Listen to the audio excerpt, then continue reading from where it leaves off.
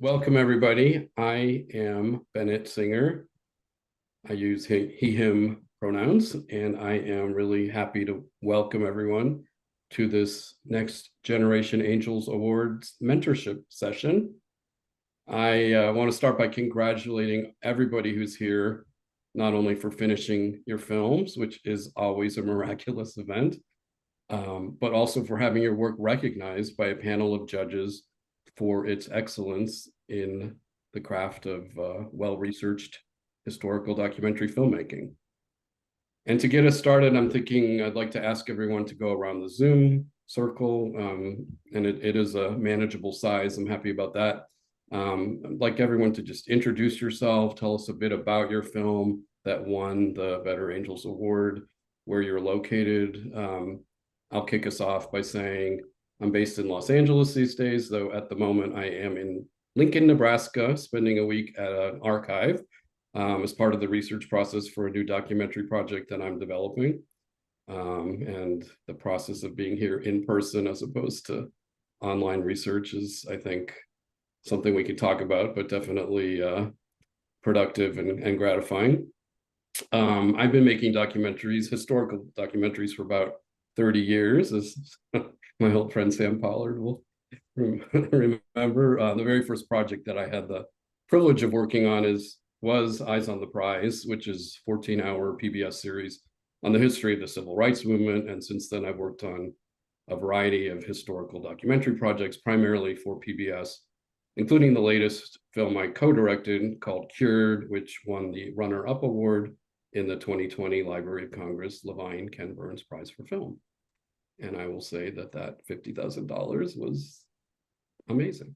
And the family, like it's not an exaggeration to say that the ongoing workshops and sessions and connections, and including this event, have been really, really gratifying. So welcome to this circle. It's great to be connected with all of you. And so let's go around. I'm not sure if we all have the same layout, but I'll use my grid to ask people to introduce yourselves, tell us where you are and what your film was about or is about, your award-winning film. So can we start with Elena? I'm Elena Rose. I am in Knoxville, Tennessee, and my documentary was on the proclamation line of 1763 and its impact on the Indigenous people's rights frontier in Canada. Wonderful.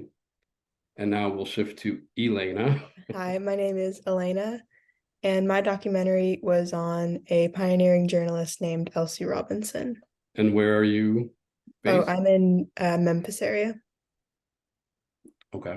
I guess we should ask the students too to, if you will, tell us about where you are in school or what grade you're in. Elena and Yelena, can you fill us in on where you are in school? This year I'm a freshman, sophomore. I don't really know. I did my documentary in 8th grade. Great. And I'm a sophomore in high school. Perfect. Okay. So now on to Abigail. Hi, my name is Abigail Giroux. I am a junior at the Bryn Mawr School, which is in Baltimore, Maryland, and my project was called Wade in the Water, How African Americans Got Back into the Pool, which kind of covers swimming inequality and kind of the legacy that it's left behind. But more specifically, it's kind of about my hometown, Baltimore, and like the inequality that I saw there. And a little bit about myself is I've been creating films since I was in the 4th grade, and this is my 5th year competing at National History Day. Wow. Okay, that's very impressive. And great to have you here. So thank you for that background. Peter. Oh, are we doing adults? Yes, well, the idea is I got it. Sorry, you don't have to tell us what grade you're in, but no, but something about the film that you won the right. Lavine Ken Burns Prize for, and maybe a bit about where you are and sort of your arc of your work. Sure. So the film, well, I'm in Brooklyn, New York, And the film is Drop Dead City, New York, 1975, which I'm making. It's still underway, but we're almost done with Michael, who's at least 2 boxes down and to the right on my screen. I don't know where he is for you guys, but the guy in the white shirt. And so we've worked together on this for an embarrassingly long time, 6 or 7 years probably at this point, but we're almost done, we think, in the next few months. And it's basically, we could talk about it later if we want to, but it's kind of about the ups and downs in the economy in 1975 when New York City basically went bankrupt. So the whole city was going over a cliff, essentially. So that's the film. Yeah, my co-director and I on Cure joked that it took us longer to make this film than it took the activists to change the DSM diagnosis for homosexuality, which is what that film is about. So you're an honorable company that, you know, approaching 6 or 7 or 8 years, which I think is a message to share with folks. Maya, welcome. Hi, I'm Maya, and I go to the Singapore American School in Singapore. I'm currently a high school freshman, and my project is about the Papunya Tula art movement, which was an Indigenous Australian art movement in Central Australia that changed the trajectory of Indigenous Australian art and change the lives of Indigenous Australian people. Well, welcome. I'm not quite sure what time it is in Singapore, but I have a feeling it's on the late side or the early side. So it's great that you could join us. Barak, hi there. Hi, thanks for having me here. I'm so thrilled to be here with you guys. The film in the Ken Burns Prize was a documentary about William F. Buckley, the conservative icon and movement leader, nearly finished after a couple of years. Before this film, I've made, you know, historical films for 30 years, 25 years. I've made, I think, 13 films for American Experience, the series on PBS, and a number of other films for other sorts of places. And I'm just so happy that there's a new generation interested in American history and world history and using documentaries to tell that story. So I love that you all are here and can't wait to talk to you. I second that sentiment. Yeah, I totally agree with everything you said about this exciting aspect of having young people who are passionate about specifically historical documentary filmmaking. So excited to dig into the conversation after we finish the introductions. So Jay, tell us about yourself. Hello, my name is Jay Patel. I'm currently in 7th grade. Oh my God. I'm currently in 8th grade, but I developed my project when I was in 7th grade. Yeah. It's named Pearl Kendrick, the pioneering researcher who ended a deadly plague. And I talk about Pearl Kendrick and her journey on developing the first effective pertussis vaccine. Right. Thank you. Yeah, such a relevant and timely topic, I think, in terms of the related themes that are with us. Yeah, and I'm here in Jericho, New York, right near Mr. Host. Thanks for adding that. Hi, Nicole. Tell us about where you are in your film.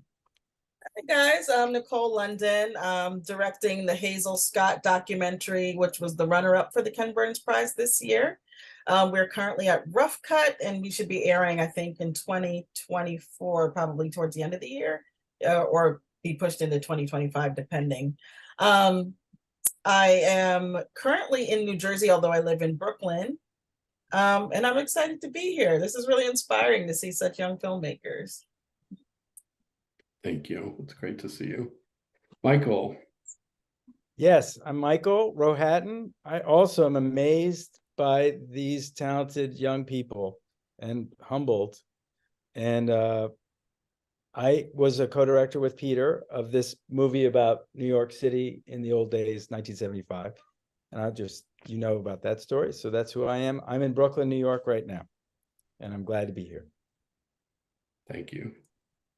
On to Douglas. Welcome. Hi, everybody. I'm Doug Blackmon. I'm in Atlanta, Georgia.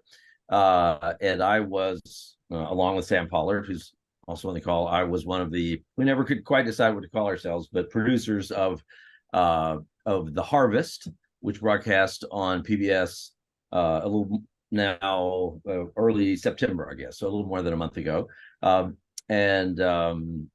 I have been, this is the second film I've been deeply involved with, the earlier one also with Sam, which came out called Slavery by Another Name 10 years ago, which is based on a book that I wrote, and I'm primarily known as a writer.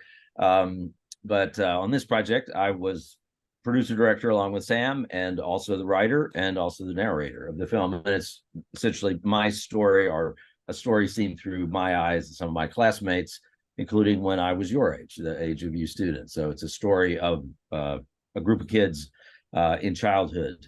So is it actually still streaming on PBS, or how? It is. Yes, it is. So it's still available there. It's also, there's a sanctioned version of it on YouTube, that a legal version of it on YouTube. I was surprised to see that.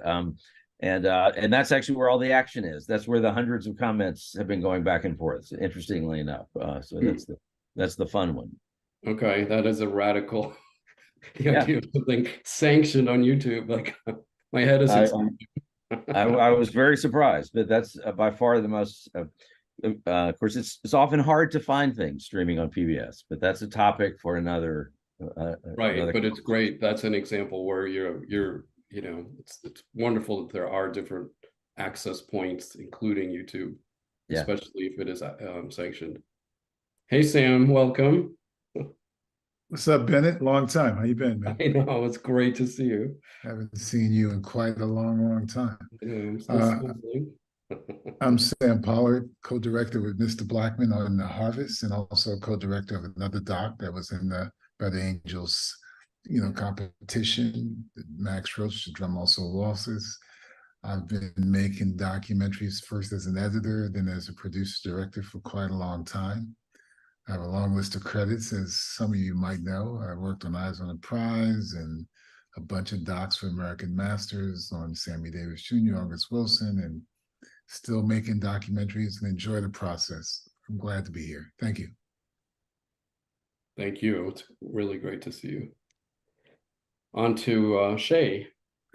Hey everyone, my name is Shay McGrath. I produced my documentary about Glen Canyon and how it embodies a bunch of different frontiers. Last year when I was in high school in San Diego, California. Right now I'm a first year at Bowdoin College up in Brunswick, Maine, and I'm super excited to be here. Thank you. And Jason. Nice to see you all. I'm Jason Cohn. I'm in Berkeley, California. I made a film called Modernism, Inc., which is about a guy named Elliot Noyes, who was an architect and designer in the mid-century period, the period after the war. And he was involved with a lot of stuff, but one of the things that he did that was really interesting is he was a key figure in developing what we think of as like the computer interface, like how computers are able to interact with humans. Because back when he started working with IBM, which is where he was working, IBMs were just these big, or computers were just these big sort of conglomerations of wires and, cathode tubes and, switches and stuff. There's not really a way for people like normal people who weren't, highly trained technicians to interact with them. He was one of the people that kind of figured out the mode that we can do that with. So that was a film that I worked on for a number of years, and it's my second film that was recognized by the Lavine Ken Burns Prize, so it's an honor. And I'm really excited to hear from more of the students. Absolutely. Well, speaking of that, I'd love to shift now into our dialogue between the student filmmakers and the professional filmmakers. As I know, each of our professional filmmakers was asked to watch and reflect on one of the 6 student films. And I'm thinking we could spend about 5 minutes on each one, give or take. And then I definitely would like to leave time after that for the students to ask questions. But I think if we do about half an hour of this dialogue, that would be optimal. And in the interest of finding a logical order, I'm thinking alphabetical. So based on the sheet I got. So let's start with Douglas. Okay, great. Well, Abigail, it's the question that we all get asked all the time, I suspect. But your topic is one that just is of a lot of interest to me. Almost all of my work as a writer and as a filmmaker has been around race in America. And I'm just curious to hear more about the origin of that idea with you and what drew you to that. I mean, the observation that you make in the film, and then to use it as a way of looking at your hometown, as you talked about, it's not something that white people are all that. It's not something that every white person fully understands. That this disparity has existed over time. And so I was just curious, what's the background to how you came onto that topic and why it motivated you? I think that this was a topic that a lot of people generally aren't aware of. It's kind of a part of the civil rights movement that just has not been talked about a lot. And the way I actually came to find my topic was kind of an interesting one. I had volunteered at the Maryland Zoo, which is in Druid Hill Park. And in Druid Hill Park, there's a #1 pool and there's a #2 pool. So the #1 pool was still in use, and at the time in Baltimore, in Druid Hill Park, the #1 pool had been segregated and only for white use, and then the #2 pool was now abandoned in Druid Hill Park. And so I had seen the #1 pool and the #2 pool, and I'd kind of seen, well, why is the #1 pool still open and the #2 pool isn't open? This had been something that I'd seen every single time I'd gone to go and volunteer at the zoo. So it kind of just started off as me kind of asking people around, like, why isn't that pool in use? And then it kind of turned into me doing more research and kind of reading articles. And that's kind of when everything started to unravel a little bit. And I kind of got to understand that this was segregation in swimming and other recreational facilities was something that was deeply rooted in our nation's history. And in the 5 years that I've been doing National History Day, every single year I've covered kind of a unique topic, like a topic that most people don't know about. Because with my films, my main purpose is to educate people. And I kind of really liked this idea and I decided to go with it. That's great. That's great. And bringing a personal observation that's actually in your life, and then seeing this larger narrative and how it affects the society. That's great. That's a wonderful way to originate any great story, whether it's a film or anything else. That's terrific. Congratulations. Thank you. I guess I would just follow up. Have you had a chance to show the film, Abigail, in your community? And that piece of filmmaking where you're actually bringing people together to think about something in our past, which, as you are pointing out, is sort of this little known but really pivotal and important piece of the past. Have you gotten reactions or had screenings, or will there be, or could there be? This is kind of one of the things that I'm working on right now that I've produced the film. I've shown it to all the members of my school, and I've kind of been trying to get circulation of the film, and also my state, Maryland, has kind of also been working to kind of get it out there with people putting it on their social media, showing it in schools, and I think that's kind of the next big step for the film. That sounds wonderful. And Sam, I know I think were also assigned to Abigail's film, right? Am I getting that right? So did you also have questions? And that is so, correct. Do you want to add to the conversation here? Thank you. Yes, I do. Yes, I do. Yeah, Abigail, how long did it take you to do the film, and where did you find all that wonderful archival footage with the people going to protesting, going to the beach and stuff? So I started the process around August of last year. That's when I started it.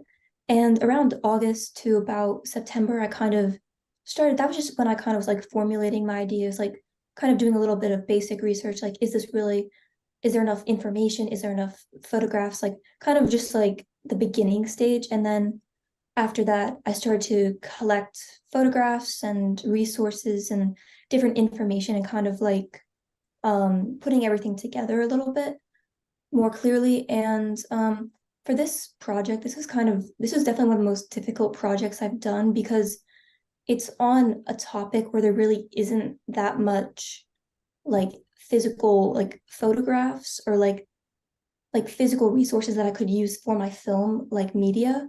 And so I didn't really go to like one specific place to find my sources. I had to kind of rely on like many different archives. I also had to rely heavily on interviews, and I also had to rely heavily on, I reached out to a lot of like librarians and archivists, and they kind of had to like direct me to like certain things. So basically it wasn't really me going to like one specific source. It was me more going to go to like a lot of different sources. So I could really only pick out like one good photograph from one archive and then another video from another archive. So I kind of had to depend on a lot of different resources. Well, that's exactly the approach that most of us as documentary filmmakers, undertake, really digging deep and looking at finding different places to find the material. And you did a great job. I mean, I thought, I live in Baltimore now, and I thought that some of this footage was fascinating. I thought you did a really wonderful, wonderful sort of excavation, finding all that stuff that you have in the film. So I mean, if you want to be a documentary filmmaker, you're definitely on the right track in terms of your, research approach, your approach in terms of how you want to shape the story, and how you want to sort of put it across. And one of the most important things is in shaping a documentary is to sort of lay out on paper or on your computer how you think the story will unfold. Now, that doesn't mean it won't change in the editing process, but it gives you a sort of a foothold in understanding how to build a documentary from A to Z. So you definitely are on the right track. Thank you. Mm. Thank you, Sam. And yeah, that word excavation, I think, is a really important one. And also that, what your point about a paper cut, laying out the story, which doesn't necessarily have to be chronological, but still a way of telling the story. So I thank you, Sam and Douglas and Abigail, for getting us into this dialogue. And let's move on to Jason. If I am reading this correctly, Jason, you watched Shay's film. I did. Yeah. Yay. Okay. Got that one right. Have at it. So Shay, I thought it was really interesting, and it was good that it was given to me. It's something that I've always been interested in. I worked on a project about a guy who was sort of one of the founders of the Sierra Club, and he was really involved in the fight to restore Glen Canyon. So I was really interested in this. There was a lot of footage that I hadn't seen, and I think it is a tremendous story. So one thing that really interested me about your approach is that it's very intellectual. Like you really kind of, you came in with a really solid kind of construct for what you think Glen Canyon represents or means, in terms of the environmental movement, but also in terms of America's relationship with the wild and other things. So can you tell me a little bit about how you developed that and how you approached your project? Yeah, so thanks for the question, and I'm glad you enjoyed the film. I started out with a completely different topic. It was boring to me. It wasn't personally engaging. And then the project was to be due in March, I think. So at around December of last year, 2022, I was thinking, gee, I really want to be doing something that I'm interested in. And that would really help me develop, like you said, kind of a stronger framework to present the ideas I want to communicate through the film. So December comes and I choose this topic instead after reading some books like Cadillac Desert by Mark Reisner is a classic. It's a big one, but it's a really good one. So that got me interested in the topic to begin with. Some Edward Abbey thrown in there too. And once I chose the topic, it was such a complex such a complex idea to present about Glen Canyon. And as I say in the film, it's multifaceted. There's so many different angles you can take. You can take the indigenous perspective. You can take the, government perspective on why we need more dams. You can take environmentalism. You can take the white environmentalist movement versus the indigenous. There's just so many different perspectives.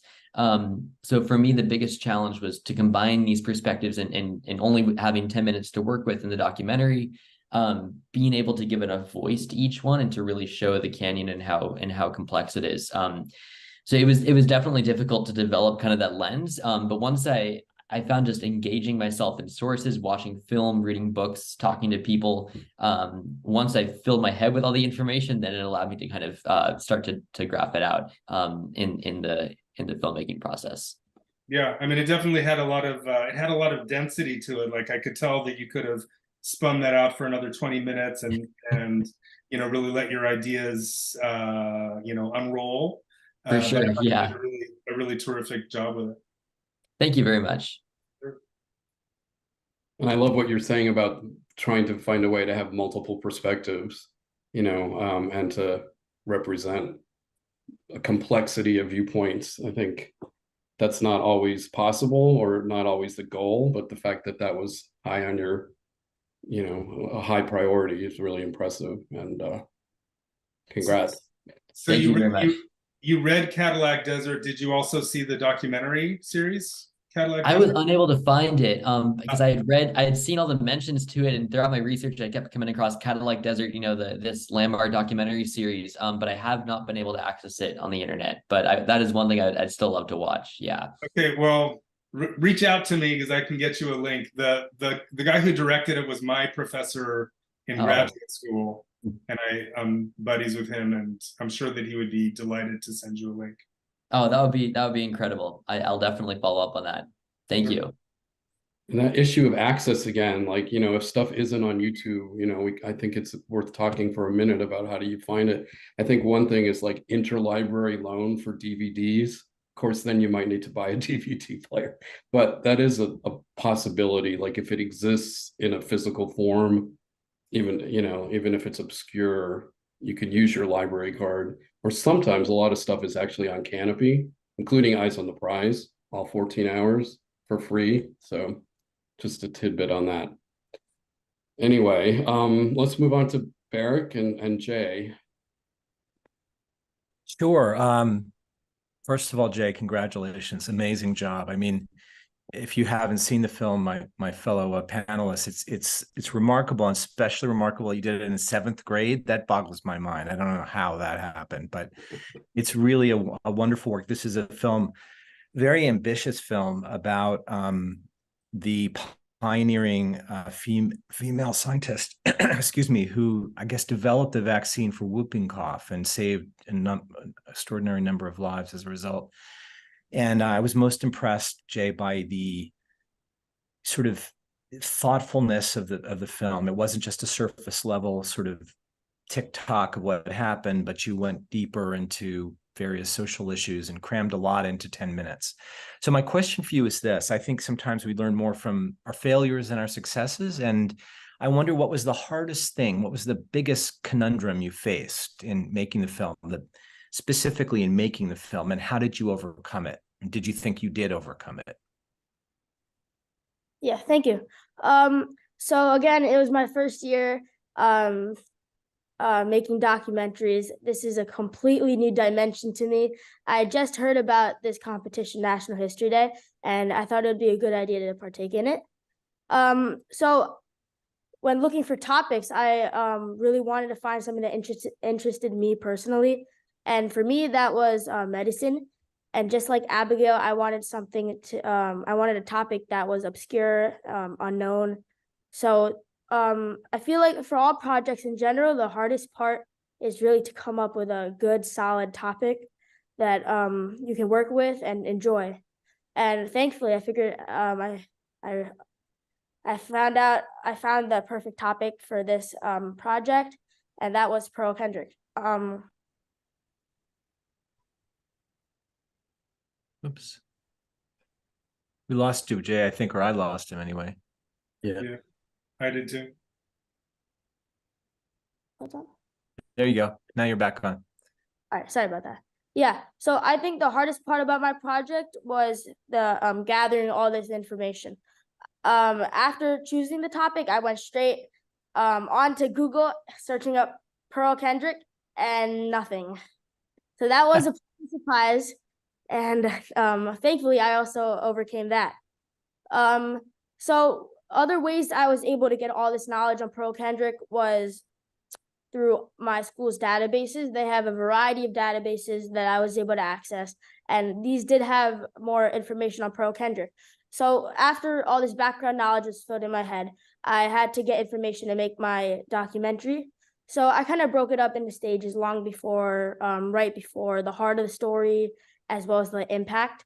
And to fill all this information, I used several sources.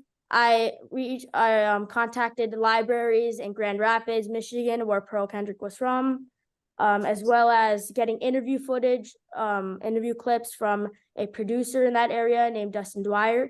He had interview clips of a lady, Lonnie Gordon.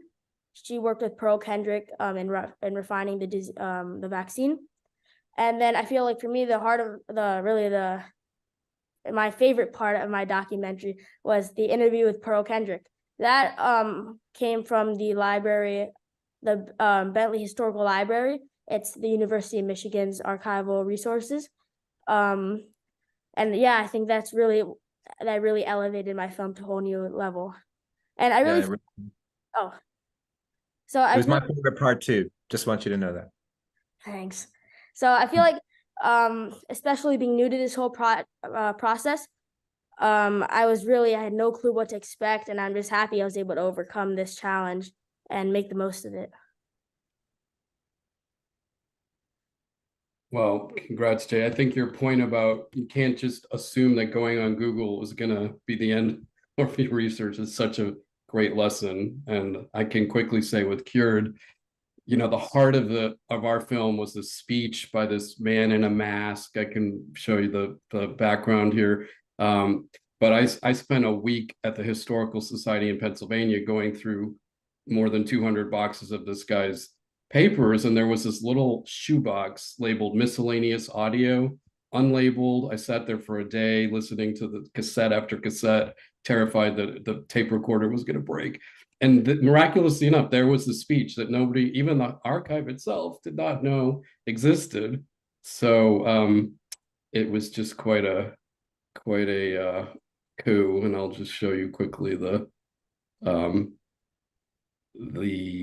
man in the mask. It was this guy, which was at a psychiatric conference in 1972. So anyway, it's an example where you just like the internet did not have that information anyway. So I think what you said is really, really a great foundation. Yeah. So Nicole and Maya, I'd love to hear from you. Do you hear from me first? I did watch Maya's film. Oh, and by the way, Jay, I love the suit. It's very sharp. I love that. Thank you very much. So I watched Maya's film. It's a long title. Let me see if I have it here. And I can hardly read. The Papayuna Tula art movement, crossing the frontier from ephemeral indigenous Australian art to cultural preservation. And the film is as like that title, it's got so much great information about the topic.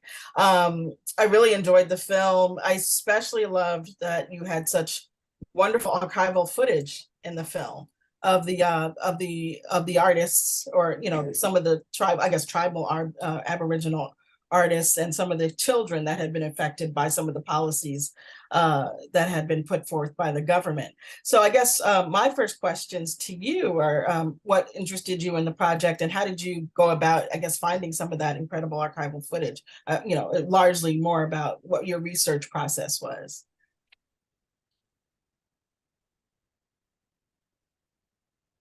Well, I first became interested in the topic.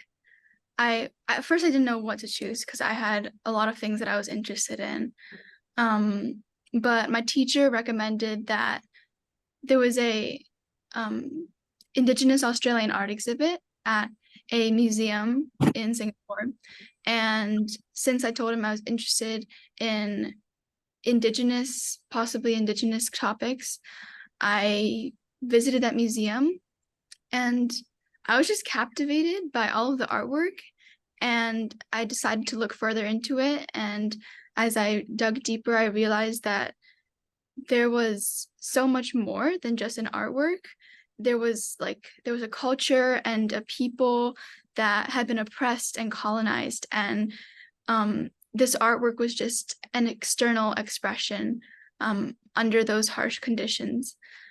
In terms of finding sources, I started out with looking at Indigenous Australian art exhibition catalogs that I was very grateful to have access to. And in those catalogs, there were, besides having lots of different art pieces from the 1970s, which was the start of the movement, until now, there were also many personal stories from Indigenous Australians and their experiences, as well as primary sources. And these primary sources led me to even more sources online, such as archival images and videos from state libraries from Sydney and Melbourne, and as well as some documentaries on the movement that I was able to extract some footage from. Okay, it was great. It was very mature. I would you never guess it was I guess you're in middle school still? I worked on the project when I was in 8th grade, but I'm in high school now. Oh, so grown. It's a very mature work and I really enjoyed it. So thank you so much and congratulations. It's really remarkable. I agree, and I'll just quickly say, I think your point about using art as a way to tell historical stories is a really smart strategy, and that kind of framework was very strong. So congrats on homing in on that topic. Really impressive. That's great. So let's move on to Michael and Peter, and your questions for Yelena. Well, I want to first introduce my cat because we need somebody who's totally neutral in all of these topics with no stake in this game. This is my cat. Okay, now go away. Yelena, I loved your movie. I learned so much about it. I would have to say I learned everything about it because I didn't know a single thing about your topic. Yelena wrote, well, so getting to my question, Yelena's film is called Indian Magna Carta, the Proclamation of 1763 and the Indigenous People's Rights Frontier. And I was very struck by the amount of writing, very good, clear journalistic writing that you had. And I was curious if the writing was adjusted as you made the film, or if the film kind of was conforming to your writing. Were there places that it changed where you saw, well, the film feels good here. This is a section that I want to, allow to play out. I thought the letter from George Washington was a really interesting place to sort of land, and you gave us that graphic to look at and really feel like it was an interesting pause in the filmmaking. So I'm curious how you juggled between the writing part, the text part, and the filmmaking. Yeah, so there was a lot I wanted to include in my documentary. A lot. So there was definitely a lot of reorganizing and rearranging and figuring out what worked best. I had a lot of my teachers look over my stuff, and there were like whole sections of my documentary that I cut. The stuff that ended up at the start of my documentary used to be the conclusion, so there was a lot of revision to get like an order and a flow I was happy with.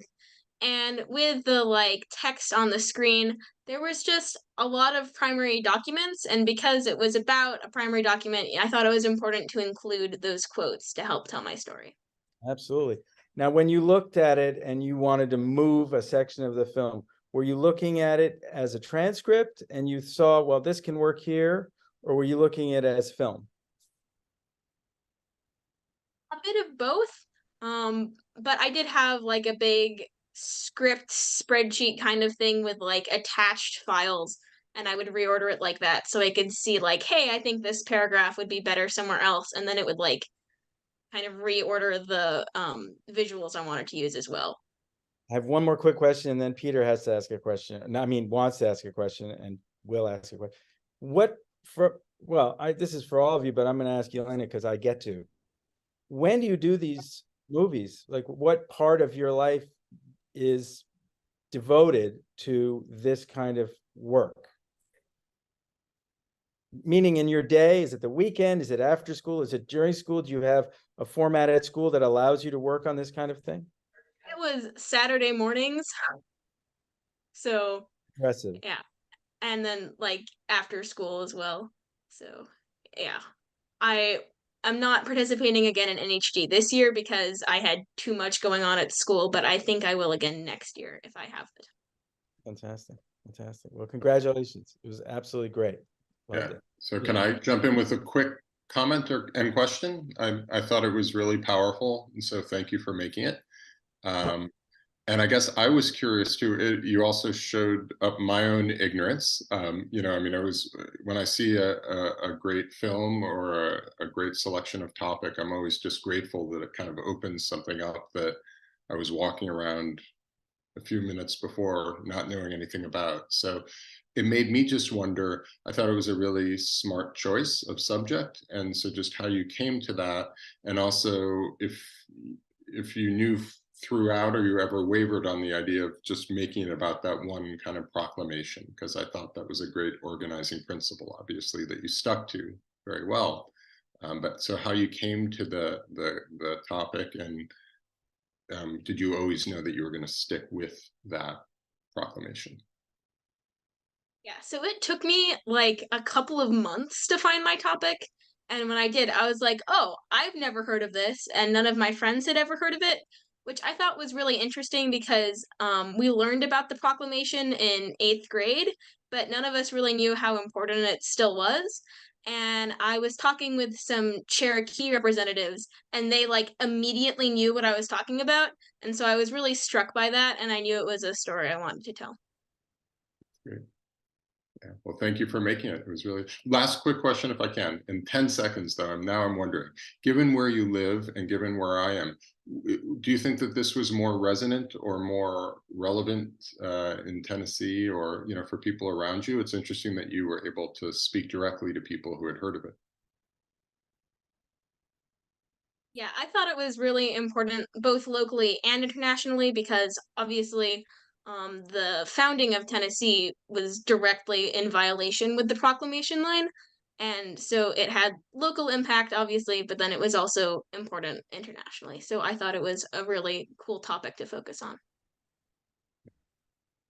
Thanks. Well done. Thank you all. And as I feared, the time is flying by, and I definitely want to focus on Elena's film while we're still together. And Elena, I guess I'm wondering, you know, thinking about sort of some of the big picture questions that we've been talking about throughout the hour, but what led you to decide on your topic of Elsie Robinson in general? And then more specifically, can you tell us what some of the most surprising or unexpected archival discoveries were that you made as you were putting together the storytelling?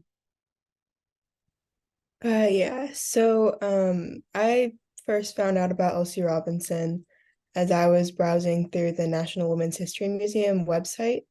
And it had like a short little paragraph, or not really a short little paragraph, but like a short little biography on her.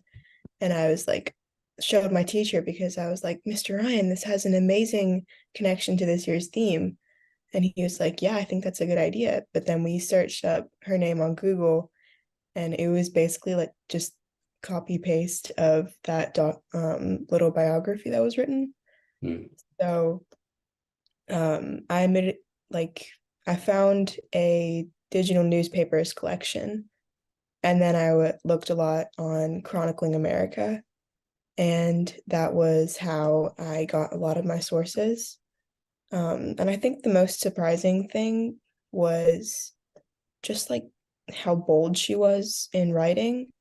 Like, I think of one cartoon that sticks out to me, and she was talking about the death penalty, and the cartoon she drew to go along with it was a man hanging from a noose, and the caption was, "If this was knotted for your boy." And I think that was really shocking to me, like that she didn't really like censor out any of her thoughts. Speaking truth to power, yeah, which does or can have risks. Like, you know, people make those statements, but sometimes people pay a price, I think, for being that honest and open and direct and resisting in that way. So, but I love the way, you know, her story kind of resonated with you on a personal level and inspired you. Really, I think that's one great way to think about topics for everybody's films. Like, why does this matter to me? Which isn't the same as just like treating someone as a saint or like, you know, like avoiding any flaws or any complexity, but it's a great way to start digging into something. And then when you dig in, you might find, and maybe you did, you know, surprises or flaws or, you know, complexity. Do other people have questions for Elena? And with 10 minutes left, Elena, do you have questions for us, or do any of the students want to ask us anything before we have to wrap up? I had a question. Oh, sorry. You can go first. You can go first. Okay. I had a question more just like about documentary making in general. This is to like any of the filmmakers. What would you say is the value of interviews in documentaries, when it comes to like providing information, when it comes to like audio visuals, and also just like how it helps the aesthetic of the documentary? I would say that for me, interviews are the foundation of most of my documentaries. You know, documentaries, like most films, are made in the editing room. And when you're doing a documentary on some particular piece of history, you know, and you find the right interviews, they really help you set up the framework, you know, and it helps you organize the structure from A to Z when you sit down in the editing room. So I find interviews invaluable. I personally don't like narration in documentaries, even though I've used it in documentaries. So I usually try, and hopefully my interviews will become the narration if I can find really good interview subjects. So I think they're strong foundations to help shape a story and have it unfold.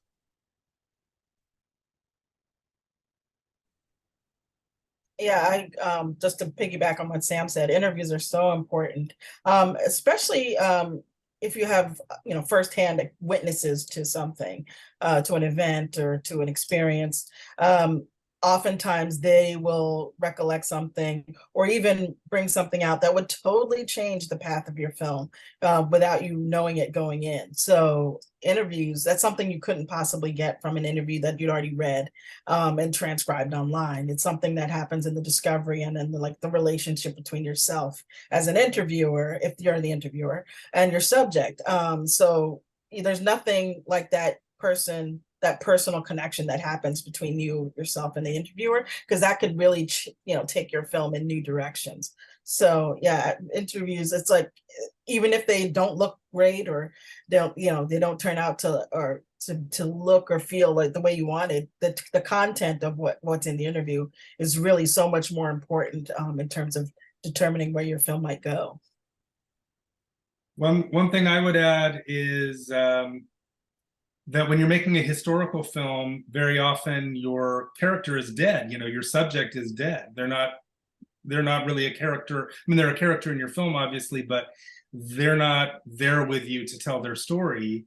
And so the people that you interview become your characters in a way. And so when you're doing your research to figure out who you're going to talk to, in a way it's sort of like casting, being a casting director. If you were like making a feature film, you would be looking for the best actors, right? You know, the people with the best faces and, the most expressive actors or whatever. You're kind of doing the same thing when you're making a documentary. You're looking for people that your audience is going to relate to, people who are going to hopefully have a sense of humor, people who are just really good storytellers and are able to bring the story alive. And, you know, sometimes when people walk away from a historical film, they remember the people who tell the story, the interviews, more than they remember the subject of the story. And, you know, I think that's okay. You know, that's part of what you're bringing to the audience. You know, you're raising up these storytellers and letting them become a character for you. Really good point. And I see some hands among our students. So Maya, do you have a question? Yeah. So when I first started researching my topic, I only saw the perspective of how this one man, who was a Caucasian man from Sydney, came to the reserve in the middle of the desert, and he was thought to be like the sole instrumental person to the movement. But as I looked further, I saw that there were many artists and other people who also had an instrumental role.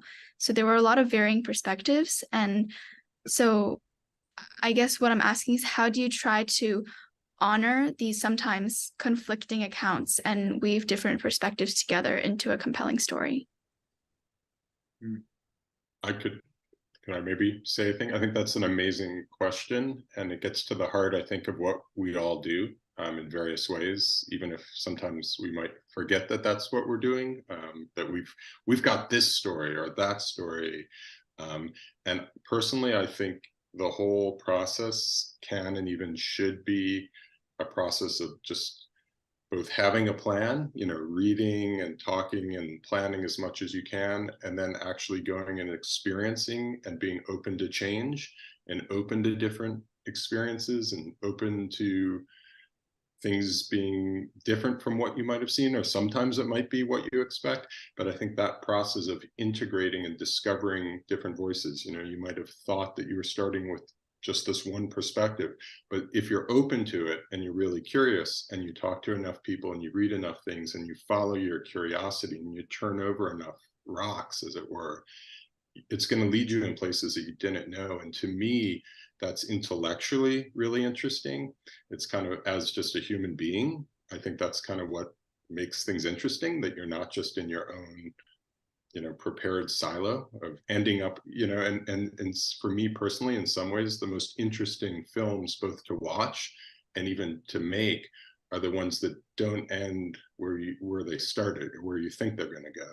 And so it sounds kind of cheesy maybe a little bit, but I do think it can be almost like a trip. You know, literally you could be going, you know, to Aboriginal lands, or you could be reading intellectually and going on that trip, or talking to people who take you out of where you begin.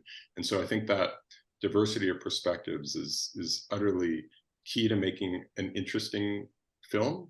But I also think personally, because if you're going to do this over time, at least for me, what keeps me going is that voyage, that intellectual or voyage of creating something that might be different than what I think it's going to be. Right. And also, if you don't have like another perspective, for instance, if you don't have an interview from somebody directly involved, you know, so much can be said through like newspaper articles. I know some of your films had touched on that, letters, things like that. So even if you don't have necessarily a first a witness that you could sit and talk to, you know, oftentimes their word is written. So, you know, in a film like yours where it's narrated, that's a great opportunity to kind of, you know, make sure that these other perspectives are added to your narrative. Even if they can't speak for themselves, you can find ways to have that perspective inside the films. Such a great point. I think the master of that is Ken Burns, right? I mean, he takes documents and letters and voices them and brings those characters to life in such a compelling way. So there's a great library there to, you know, to learn about how that technique can work. If you can't interview a given person, their words can still be part of your film. And as Sam was saying, that can often replace the narration, which I think is something to think about, because all 6 of these films did have narration and it was understandable and practical, and you have tight time. But it's something to think about. What are the pros and cons of narration? And if you didn't have your own voice in it, how could you tell the story and what would be gained and lost. Anyway, there's 2 more questions. If we go to 5 minutes after the hour, I hope everybody will stick with us, but we'll wrap up in like 5 minutes. But Jay, do you want to ask your question? So this year I'm going to participate in National History Day again. And now that I know how to actually make a documentary, how to construct a film, I want to focus on elevating the visual aspect of it and really taking it to a whole new level. So I was wondering, so for everybody here, throughout your time in the film industry and the numerous films everybody has made, what are these aspects of a film that are often overlooked that really elevates it to a whole new level? It's a great question. I'll try to answer that, Jay. And particularly as pertaining to your film, I think it's worth remembering that the visual part of the film is not only there to sort of reinforce the words or illustrate the words that you're speaking or your characters are speaking, your interview subjects. There's a story in the archival itself. And I think the best documentaries are ones that use archival footage to really tell a story that may be richer and more nuanced than even you can get at with your, spoken content. And so as you go to your next film, I would really encourage you to think about the visuals, not just as kind of sort of background illustration of exactly what's being said, but somehow their own thing and their own storytelling vehicle. And, and just to reemphasize what Peter said so well just a few minutes ago, to be open. Open is the key word as you go through that process, and let the footage tell you what the story is. I mean, that some of the best films and best filmmakers I know of are the ones that, dug way deep into the archive and then came back with a different story because of what they found. And so, yeah, I mean, that's the best I can offer right now, is just really, really, go deep and then be open to what you find. Thank Yeah, you. I would just add that, it's like there's a tendency for us to be very literal, right? So we have this this term that documentarians use, where you say see chair, say chair. So in other words, when somebody says chair, do you put up a picture of a chair on the screen, right? And that is it's the obvious thing to do, and it works, but it's also a little bit boring. And so it's possible to think in terms of like counterpoint sometimes, like think of something that's maybe a little bit askew from what the person is saying exactly, or maybe even symbolic. If you can start to go into sort of symbolic territory. This is just a little bit corny, but this is something that I did with a film where there's part of the story was kind of a love story, and they met in this place where there were beautiful cherry blossom trees. And so I filmed a lot of the cherry blossom trees, and I showed that at the beginning of the relationship. And then at the very end of their relationship, when one of them died, I went back to the cherry trees, but this time I showed the blossoms falling off of the tree because they, and so it's symbolic, and that's a little bit corny, but it's an example of something you can do where it's not, it wasn't just pictures of them being in love or, her dying or anything like that. It was just sort of using images that work at a more emotional level, if that makes sense. Right. Yeah, for a film like yours, I haven't seen your film, Jay, but I understand it's about whooping cough. So for a film like that, as I do archival research, usually for my own films, but I am an archival researcher as well. And something like that, I would find like a lot of scientific footage, not necessarily anything related to whooping cough, but maybe footage that, it's like, blood samples, or, just you want to think of the thing, but like, not you want the impression of the thing sometimes, not necessarily the thing itself. So you want to think, like you're saying, think outside of the box in terms of visuals. Every piece of every document, every letter, every medical record. Those are all visual elements that you can think of to incorporate as well. But think outside the box. Not everything needs to be from that time period. It could also be contemporary. The other thing maybe to just quickly add to that is that sometimes I think people don't think about, there's something called kind of the architecture of a scene. And if you think about it, like you're telling a joke to somebody, you don't really want to lead with the punchline. You kind of just ruined it, right? I mean, so you're going to set it up, so I walked into a bar, pause, and then this, and then this, and then at the right moment, you'll, do the zinger of the punchline. So there's like there's an order of the reveal of like when you show that. And you can think about that even in like little 3-shot sequences.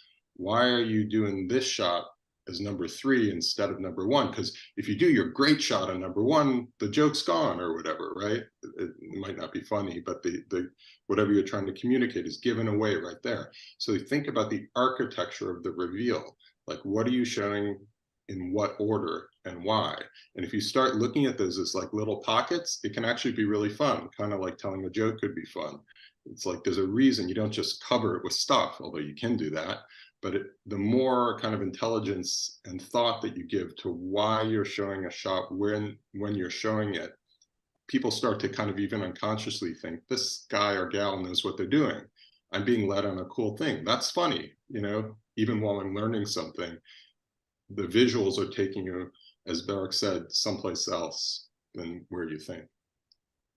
Can I just say one quick to add to that, and then which is another way of putting that maybe is to just aim for the highest, most thoughtful audience, and give them something very interesting. And if you are aiming high, your film rises to, the pretentious word is cinema. You're trying to express emotions and ideas and keep attention and drive emotion. And if sometimes it may seem a little abstract and you're confusing people, maybe that's fine. But no one else on this panel will agree with me on that. But I think sometimes even confusing Well, I think you'd have a lot of for people a little while is okay. Anyway. And I would quickly say, we haven't even talked about it, but then there's music, which is a whole other element to add to this conversation. But Elena, let's wrap up with your last word and your question, and then we'll we'll have been together for an hour. Thank you, everybody. I was gonna ask quickly, like, when did you guys start filmmaking, and like, why did you keep doing it? Because it pays so much. Very lucrative work.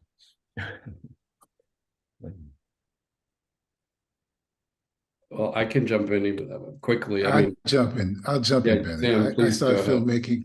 I started filmmaking because I loved movies and I loved Hollywood movies.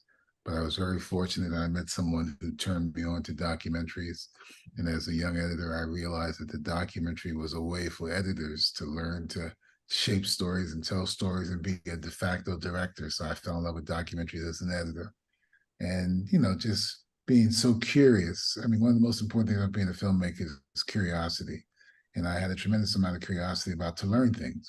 And what's the best way to learn things? Making films and making documentaries. I've learned so much over the years of all the documentaries I've made, not only about the subject matter that I was working on, but also with the people I work with.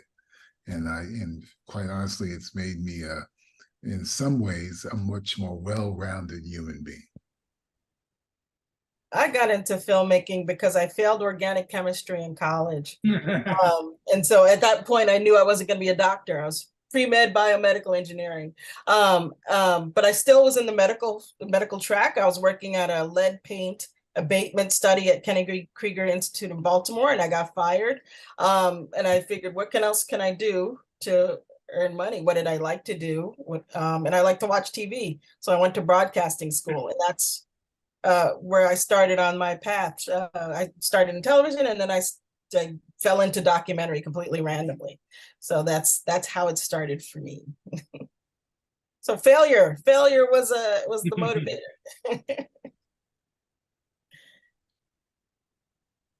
Yeah, I guess I'm in a way the least of a filmmaker here on the panel, but I started off as a journalist when I was your age, really. I started working for newspapers when I was a teenager and didn't stop for 30 years. But all along the way, was always very interested in and a little envious of some of the other ways of telling stories that were out there, you know. And I was always struck by documentary film, and you know, as I was introduced to it through public television, you know, PBS kind of stuff, Ken Burns type work, and always, and as a kid, I was very interested in the idea of making films. But in those days, when Steven Spielberg figured out how to do it as a kid, you know, in his world, but it was sort of a hard thing to do, you know, in the era of 16 millimeter film and 8 millimeter film, and a little kid like me out in the middle of nowhere in the Mississippi Delta, you know, there really wasn't anybody around to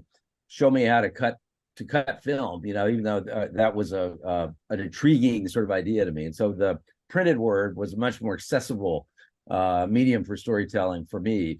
It carried me for a long time, but I was always interested in more visual work, and did a lot of photography along the way too. And but so as filmmaking became something that's so much more accessible to so many more people, for both good and evil, but mostly good, then I gravitated toward that as well, even though I was deep into my career.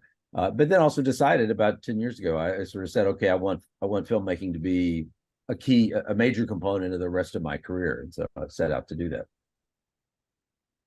I'll just say one thing, that the landscape now is totally different for you guys than it was for us starting out. I mean, we, you know, all of us, I think, on this panel probably started at a time when, you know, equipment was expensive. It was very hard to get documentaries made. It's still hard, but there are a lot more places to go now, and there are much more creative ways of doing it. You can do shorter films, you can put them on social media, you can, you know, all those things.